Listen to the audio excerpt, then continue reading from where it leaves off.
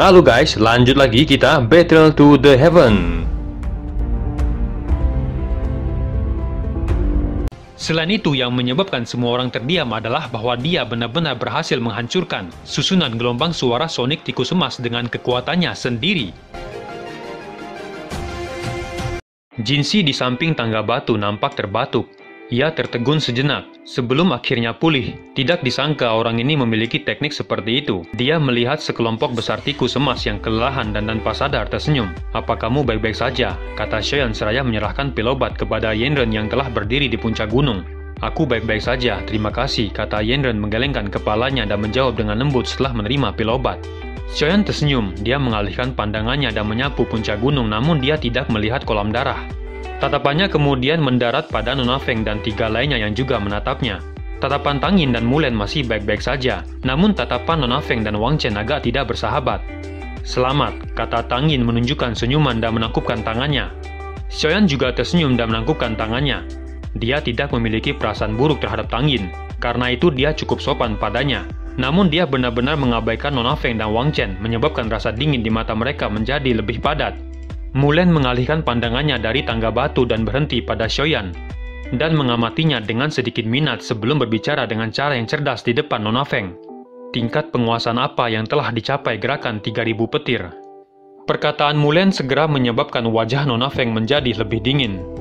"Mulan, mengambil kesempatan untuk mendapatkan keuntungan dengan lidahmu tidak menunjukkan bahwa kamu memiliki kemampuan apapun. Aku akan lihat apakah kekuatanmu telah meningkat selama 4 tahun ini dalam pertemuan besar 4 pavilion 3 bulan lagi. Aku menantikannya. Aku juga ingin tahu apakah keberuntungan dari babak terakhir akan muncul lagi padamu," kata Mulan tersenyum tipis. "Kamu tahu yang terbaik di hatimu apa itu keberuntungan," kata Nona Feng acuh tak acuh. Xiaoyan nampak tertegun saat melihat keduanya bentrok. Sepertinya keempat pavilion ini tidak serasi seperti yang dia kira. Namun dia juga merasa senang bisa melihat Nona Feng menderita kerugian. Bagaimanapun wanita ini memberinya kesan buruk sejak awal. "Nona Mulan, bolehkah saya berbicara denganmu?" kata Xiaoyan. Mulan nampak terkejut saat mendengar itu. Ini adalah pertama kalinya dia bertemu Xiaoyan. Namun mengingat Xiaoyan telah menyebabkan pavilion petir angin kehilangan banyak wajah, membuat dia memiliki kesan yang baik tentang dirinya. Dia tidak menolaknya, sebaliknya dia menganggukkan kepalanya dan dengan lembut melayang ke satu sisi. "Jangan kemana-mana, tunggu aku," kata Xiaoyan pada Yanren sebelum bergegas dan perlahan mendarat di samping Mulan. "Apakah ada masalah?" kata Mulan saat dia berbalik dan tersenyum dengan tangan menutupi mulutnya. "Boleh saya tanya, apakah Feng Zunzi adalah guru Nona Mulan?" "Ya, cukup banyak orang yang tahu tentang ini. Jangan bilang kalau kamu ingin menanyakan ini," kata Mulan mengangkat alisnya dan dengan lembut menjawab. "Kalau begitu, apakah Nona Mulan tahu keberadaan Pak Tua Feng? Kamu sebenarnya siapa? Mengapa kamu ingin mencari guruku?" kata Mulan menyipitkan matanya saat dia berbicara dengan hati-hati. Xiaoyan hanya bisa tertawa getir saat melihat sikap Mulan yang hati-hati. "Aku adalah murid dari teman lamanya. Atas perintah guruku, aku datang untuk mencari Pak Tua Feng," kata Xiaoyan.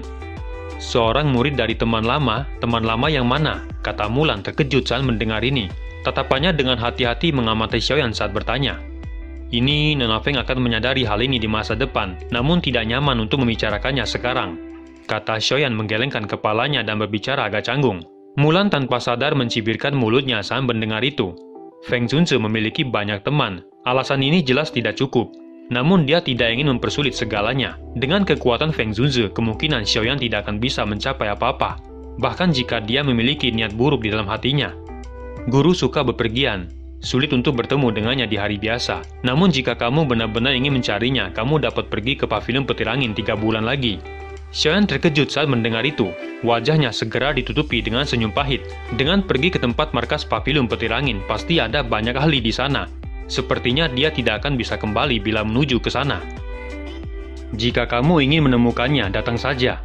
Aku bukannya sengaja mempermainkanmu, kata Mulan berbicara dengan suaranya yang indah. Dia menutup mulutnya dan tersenyum saat melihat senyum pahit di wajah Xiaoyan. Xiaoyan berpikir keras sebelum akhirnya mengangguk dan berkata, "Terima kasih atas informasinya, Nona Mulan.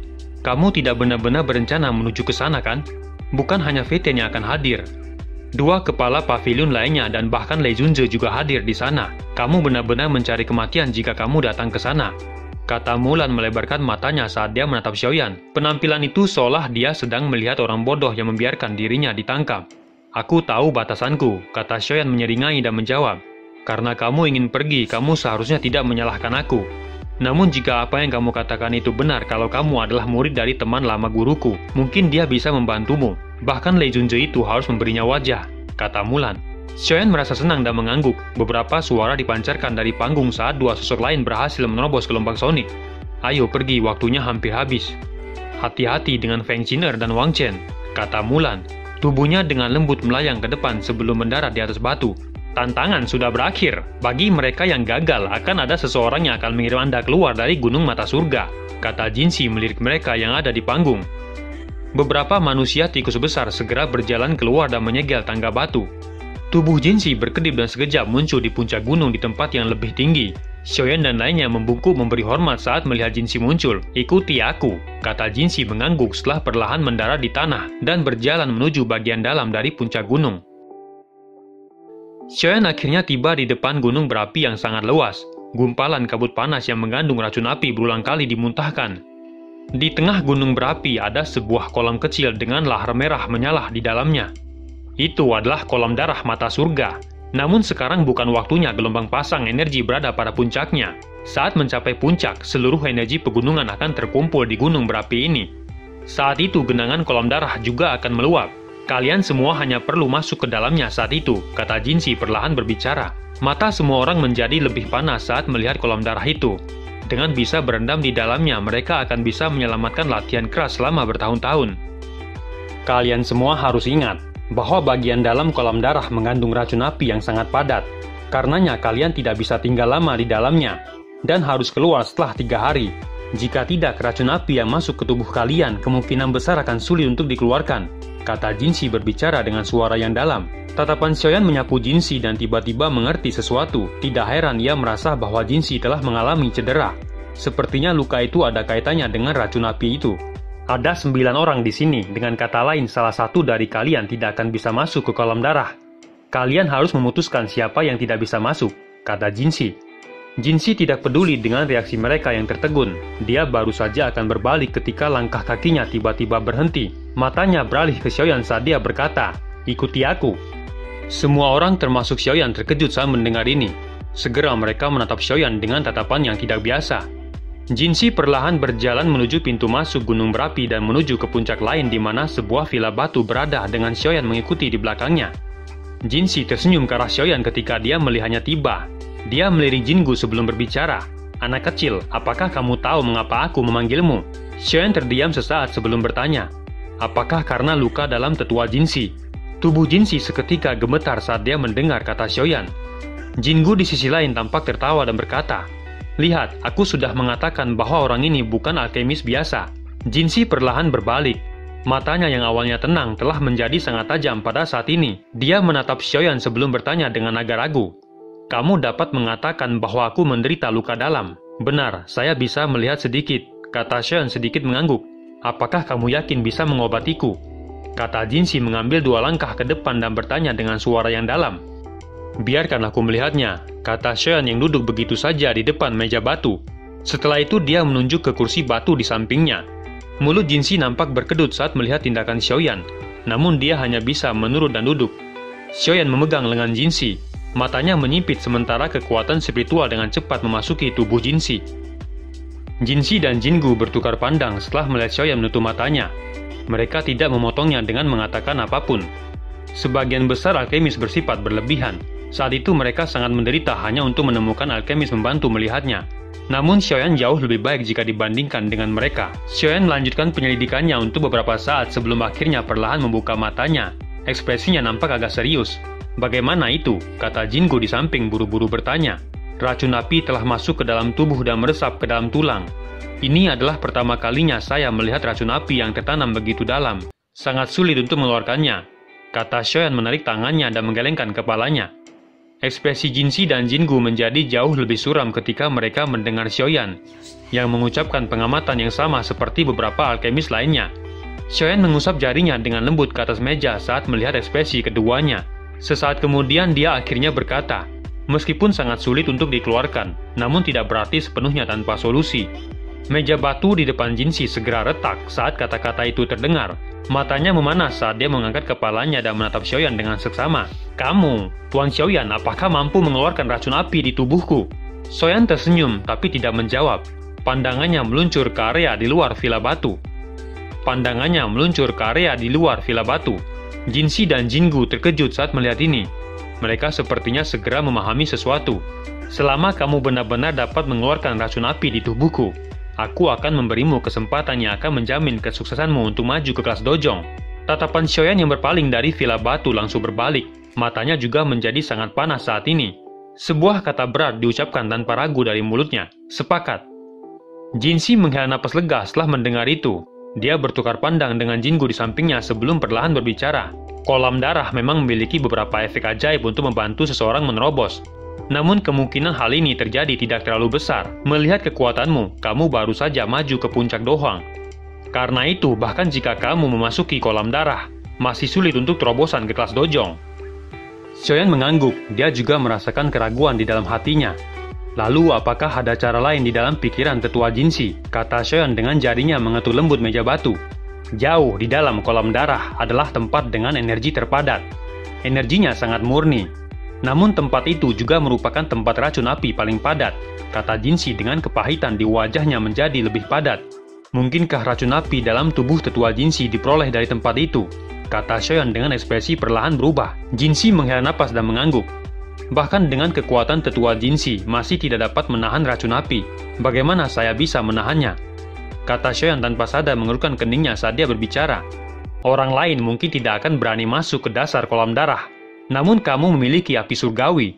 Itu tidak akan terlalu sulit. Kata Jinsi tersenyum saat menjawab. Xiaoyan sedikit terkejut saat mendengar itu. Sejak dia memasuki pegunungan ini, dia tidak pernah mengungkapkan api surgawinya. Bagaimana Jinsi bisa tahu bahwa dia memilikinya? Pikir Xiaoyan. Hidung dari suku tikus emas kami sangat tajam. Kami memiliki kemampuan yang dapat merasakan energi di dalam tubuh seseorang. Ini bukan pertama kalinya saya melihat api surgawi, dan wajar jika saya bisa merasakannya. Kata Jinsi menyeringai saat menyadari keraguan di hati Xiaoyan.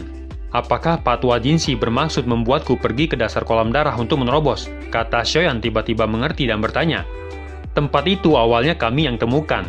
Untuk membuka tempat itu cukup banyak tikus emas yang telah mati. Jadi tempat itu dapat dianggap sebagai lokasi rahasia. Bahkan Nona Feng dan lainnya tidak menyadarinya. Apa yang kamu katakan? Kata Jinsi. Xiaoyan merenung sejenak sebelum mengangkat matanya dan menatap Jinsi saat dia berkata, baiklah, tapi aku hanya akan membantu mengeluarkan racun setelah aku berhasil keluar dari dasar kolam darah. Bukannya aku tidak mempercayaimu, namun tidak ada bukti kesepakatan. Saya tidak bisa hanya mengandalkan kata-katamu untuk memastikan bahwa kamu benar-benar dapat membantuku mengeluarkan racun api itu. Bukan begitu. Ini adalah wilayah tikus emas. Dengan Panatua Jinggu dan Jinsi di tempat ini, seharusnya tidak perlu khawatir tentang aku yang melarikan diri, kata Xiaoyan tersenyum. Jinsi menoleh dan bertukar pandang dengan Jinggu sesaat sebelum mengangguk. Kalau begitu, aku akan mempercayaimu sekali ini. Saya harap kamu akan melakukan apa yang kamu janjikan. Jika kamu gagal memenuhi kesepakatan ini pada saat itu, kamu tidak boleh menyalahkanku, kata Jinsi dengan suara yang dalam. Sesaat kemudian Jinsi melemparkan sebuah token emas ke arah Xiaoyan. Ada penghalang spasial yang ditempatkan di dasar kolam darah. Kamu harus mengandalkan token itu untuk masuk ke dalamnya, kata Jinsi. Xiaoyan meraih dan melihat token tengkorak tikus emas itu sebelum mengangguk dan menyimpannya. Kalau begitu, aku akan berterima kasih pada tetua Jinsi jika aku benar-benar mampu menerobos. Patua Jin dapat menyerahkan perawatan racun api kepadaku, kata Xiaoyan. Kamu harus kembali dulu ke kolam darah. Puncak gelombang energi akan segera tiba. Pada saat itu, kolam darah akan cepat terisi. Yang perlu kamu lakukan hanyalah memasukinya dan berendam pada waktu yang paling tepat, kata Jinsi. Sukacita melonjak di hati Xiaoyan saat mendengar itu. Dia menangkupkan kedua tangannya sebelum berbalik dan bergegas ke puncak gunung. Jinsi tanpa sadar menghela napas saat melihat Xiaoyan pergi. Sesaat kemudian dia berbicara. Jika tempat itu tidak memiliki racun api, kemungkinan kekuatan suku tikus kita akan melonjak. Sayangnya orang luar akan menjadi yang pertama menikmatinya. Berhentilah mengomel. Bahkan dengan kekuatanmu, kamu juga telah terluka oleh kolam itu dan membuatmu jadi seperti ini. Kemungkinan mereka akan mati di tempat jika mereka turun, kata Jinggu mencibirkan mulutnya saat dia berbicara. Meskipun aku akhirnya mendapatkan racun api di seluruh tubuhku, namun aku berkembang dari dojong bintang 5 menjadi dojong bintang 7. dalam waktu 10 tahun yang singkat ini. Kecepatan ini berkali-kali lebih cepat daripada di tempat lain. Aku bisa dianggap tidak kalah, kata Jinsi tersenyum. Jika kamu tidak bertemu Xiaoyan, kemungkinan besar kamu tidak akan hidup selama 3 tahun lagi. Bahkan jika kita dapat mengundang alkemis tingkat 7 dari dataran tengah, sepertinya harganya akan lebih tinggi daripada jika kita mempekerjakannya, kata Jingu. Jinsi tersenyum, dia berdiri dan pandangannya beralih ke kolam darah. Di lereng dekat kolam darah, nampak 8 sosok sedang berdiri dan terjadi perdebatan. Hanya ada 8 tempat, tapi kita ada 9 di sini.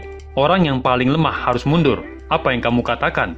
Kata seorang pria berpakaian putih seraya menyapu pandangannya ke semua orang sebelum akhirnya mendarat di Yanren. Ekspresi Mulan dan lainnya sedikit berubah setelah mendengar itu, namun mereka tidak membuka mulutnya. Yanren mengerti kalau kata itu ditujukan padanya. Dia mengusap rubah putih di pelukannya saat dia menjawab dengan suara tenang. Cukup sulit bagiku untuk mencapai tempat ini dengan kekuatanku. Namun karena dia telah membawaku ke sini dengan susah payah, tidak mungkin bagiku untuk berhenti. Xiaoyan bisa membuatku berhenti, tapi kamu tidak bisa. Kamu hanya meminjam kekuatan orang lain. Kemampuan apa yang kamu miliki? Kolam darah ini tidak akan berguna bagimu, kata Peisa mengejek. Nona Feng dan lainnya tidak ikut berdebat saat ini. Dengan kekuatan mereka, tidak ada yang berani mengarahkan pandangan ke arah mereka. Karena itu tatapan mereka semua terlempar ke arah kolam darah. Wajah Yanren menjadi dingin ketika dia mendengar kata ketus dari Peisa. Duci yang kuat dengan cepat melonjak keluar dari tubuhnya. Nyala api sepertinya muncul dari matanya saat dia menatap Peisa. Namun sebelum dia bisa menyerang, sebuah tangan dengan lembut mendarat di bahunya. Sepertinya diskusi tidak berjalan mulus, kata Xiaoyan yang tiba-tiba muncul di belakang Yanren. Nona Feng dan lainnya dengan cepat mengalihkan pandangan mereka saat mendengar suara itu. Mereka menatap Xiaoyan di belakang Yanren dengan mata mereka mengandung emosi yang tidak biasa. Apa menurutmu lebih baik dia menarik diri? Kata Xiaoyan perlahan melangkah maju dan menatap Peisa dengan senyum dingin. Ekspresi Peisa menjadi agak jelek saat melihat Xiaoyan muncul. Namun dia tidak bisa mundur di depan mata semua orang. Yang bisa dia lakukan hanyalah menebalkan kulitnya. Dia tidak akan sampai di sini jika dia mengandalkan kekuatannya sendiri. Apakah dia tidak pantas melepaskan tempat ini? Kata Peisa dengan dingin. Apa ada orang lain yang memikirkan ini? Kata Xiaoyan menoleh. Tatapannya perlahan menyapu semua orang saat dia bertanya. Namun semuanya nampak diam. Nona Feng dan lainnya tidak mengatakan apa-apa di depan mata Xiaoyan yang mengungkapkan aura berbahaya. Karena itu tidak ada yang akhirnya berbicara. Hanya ada 8 tempat, tapi kita ada 9 di sini, kata Peisa berteriak. Xiaoyan berbalik dan melangkah maju saat suara guntur yang teredam muncul. Sebuah bayangan melintas saat tubuhnya muncul di depan Peisa. Ekspresi Peisa tiba-tiba berubah dan tubuhnya dengan cepat mundur. Dia baru saja mundur selangkah ketika Xiaoyan mengikutinya dan dengan keras menghantam dadanya, hingga ia terhempas menabrak batu besar hingga hancur berkeping dan memuntahkan darah. Sekarang hanya tersisa 8 orang, kata Xiaoyan menatap dohong bintang 7 yang roboh dengan acuh tak acuh. Bukankah sekarang jumlahnya sudah tepat? Kata Xiaoyan menyeringai kepada semua orang. Kamu sangat sombong. Sepertinya pavilion petir angin tidak dapat dibandingkan denganmu dalam hal seperti itu, kata Nona Feng tersenyum dingin. Ini hanya kasus yang dimakan orang lemah. Namun saya tidak mengerti bagaimana saya bisa lebih sombong daripada pavilion petir angin yang telah menggerakkan beberapa dojong untuk mengepung saya, kata Xiaoyan. Jika kolam darah tidak akan muncul, saya ingin menguji kemampuanmu di gunung mata surga ini, di mana bantuan dari luar tidak bisa dijangkau, kata Nona Feng dengan kilatan dingin melintas di matanya saat dia menantang. Jika Nona Feng ingin mencobanya, kamu bisa melakukannya kapan saja, kata Xiaoyan tersenyum hambar. Sikapnya yang acuh tak acuh menyebabkan Nona Feng semakin marah. Namun Nona Feng hanya bisa menahan amarah di hatinya saat dia melirik kolam darah yang akan segera muncul. Xiaoyan mengabaikan Nona Feng setelah melihat dia menjadi diam. Dia perlahan berjalan ke arah Yanren dan bertanya dengan wajah yang tersenyum, "Kamu baik-baik saja?" Yanren terkejut saat melihat wajah Xiaoyan yang tersenyum. Perasaan dilindungi oleh pria ini sepertinya berbeda dari perasaan yang diberikan Yunyun padanya. Perasaan itu nampak kokoh dan aman. Pria ini sepertinya bisa benar-benar menenangkan hatinya. Namun ia tahu keadaan nyaman semacam ini hanya ada untuk sementara waktu yang akan hilang setelah Xiaoyan meninggalkan kolam darah. Pikir Yanren mengejek diri sendiri ketika dia memikirkan hal ini. Dia bisa menikmati perasaan seperti itu sepanjang hidupnya, namun itu akhirnya dihancurkan olehnya. Apakah ini yang dianggap menuai apa yang saya tabur? Kata Yanren yang tak sadar bergumam dengan suara lembut. Namun secara tidak sengaja masuk ke telinga Xiaoyan, membuat langkah kakinya berhenti sejenak sebelum mereka berjalan berdampingan ke puncak lereng. Yanren baru saja hendak berbicara ketika suara gemuruh yang menggetarkan jiwa tiba-tiba terpancar dari langit mengejutkan semua orang. Mereka mengangkat kepala dan melihat gelombang energi warna-warni di langit. Yang menakutkan tiba-tiba berhenti menyebar dan berputar, mengikuti kemunculan pusaran energi warna-warni yang sangat besar di langit. Energi di sekitar Xiaoyan dan lainnya mulai berfluktuasi. Badai juga muncul mengikuti peningkatan kecepatan putaran pusaran yang nampak seperti tornado, hingga menyebabkan beberapa retakan tebal di beberapa batu besar. Douqi yang kuat melonjak dari tubuh Xiaoyan dan lainnya saat pusaran energi menjadi lebih besar di langit. Pada saat tertentu, kecepatan putaran akhirnya berkurang sebelum cahaya yang menyilaukan tiba-tiba meledak dari tengah pusaran. Akhirnya berubah menjadi bola api raksasa yang meluncur ke arah kolom darah di bawah. Dalam sekejap, bola api raksasa dengan keras mendarat di mul gunung menyebabkan gelombang udara yang sangat besar menyapu dan bebatuan di sekitarnya segera meledak.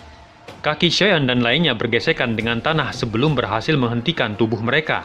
Mereka memandang puncak gunung yang telah hancur dan melihat bahwa kolom darah telah dipenuhi dengan cahaya warna-warni yang pekat di dalamnya. Sekarang adalah waktu terbaik untuk memasuki kolam darah, silakan bergerak, kata Jinxi yang sosoknya melayang dari tempat yang jauh sebelum akhirnya mendarat dengan 2 tikus emas besar di belakangnya. Kegembiraan melintas di mata Nona Feng dan lainnya ketika mereka mendengar itu. Mereka dengan cepat bergegas dan berubah menjadi cahaya yang terbang menuju ke mul gunung berapi. Xiaoyan melirik Nona Feng dan lainnya yang dengan liar menyerbu.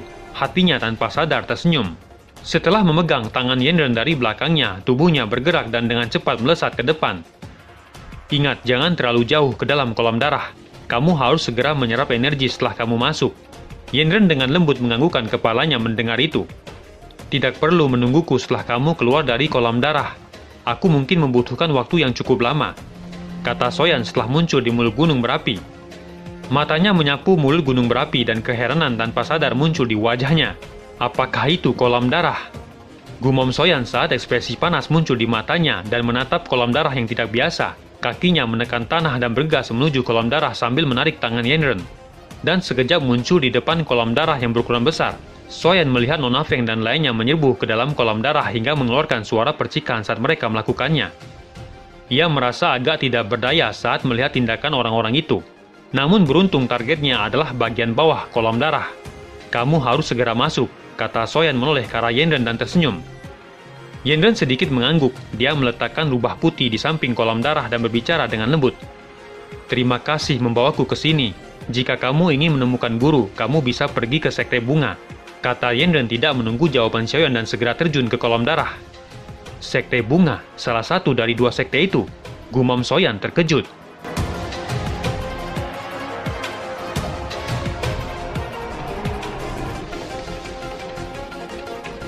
Cerita pun selesai, nantikan spoiler selanjutnya guys. Buat yang belum subrek, dibantu subrek yo guys, biar jalan terus spoilernya. Buat yang udah subrek, mudahan dilancarkan rezekinya. See you and ciao.